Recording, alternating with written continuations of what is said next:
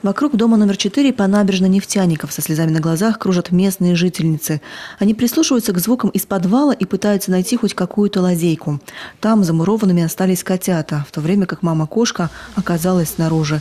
Животное практически не отходит от этого места, зовет своих детенышей, рассказывают сердобольные женщины.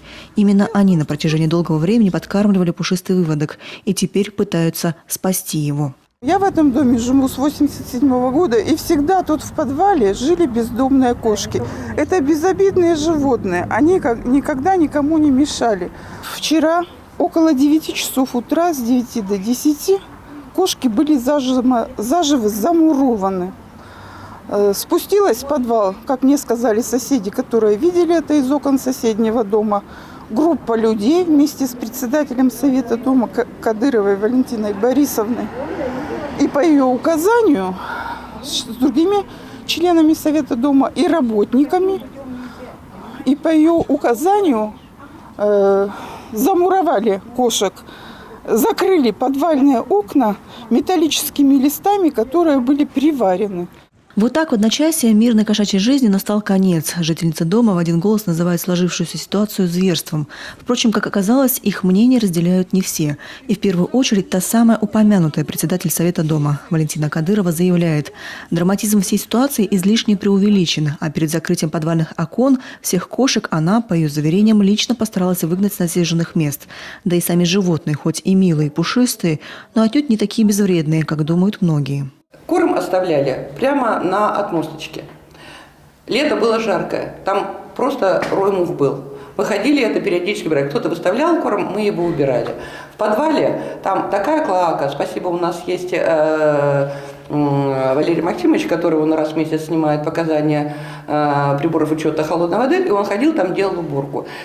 Трудно рассказать, это надо увидеть. Буквально 2 дня назад мы оттуда, скажем так, вынесли одних таких плошек только, и гниющие каши, там в пакете как бросают пищу, прямо в дырочку туда. Она падает, кошки пакетик развернуть не могут, там это все гниет, запах невыносимый. Жильцы первого этажа все лето ходили, мне говорили, давайте что-то делать с кошками, дышать невозможно. Дабы не быть голословной, Валентина Кадырова решает продемонстрировать подвал, а заодно и проверить, остались ли там животные. 2 представителей кошачьих наша съемочная группа там все же замечает. Правда, поймать их едва ли возможно. А еще здесь стоит смрад, и открывается устрашающий вид на теплоизоляцию труб. Так, ой, простите, не сюда. Вот она. Где? Вот она.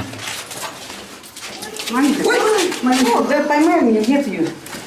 Так, а вы идете сюда? Нет, идемте. Так, давайте вперед. Вот смотрите, вот все наши трубы. Чего? Вот вся наша изоляция. Что с ней происходит? Теперь идите сюда. Нет, проходите сюда. Проходите. Да, запах чувствуется. Это уже не пахнет, поверьте мне. Мы работали в респираторах. Аргументы весьма убедительные, как и защитников животных. Те за своих пушистых подопечных собираются стоять до последнего.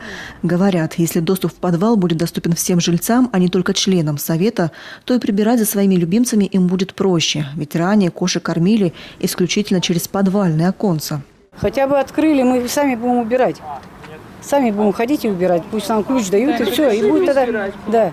Они же в туалет ходят, на улицу выходят. А сейчас они закрыли, вообще будет, не знаю, будет какая вонь.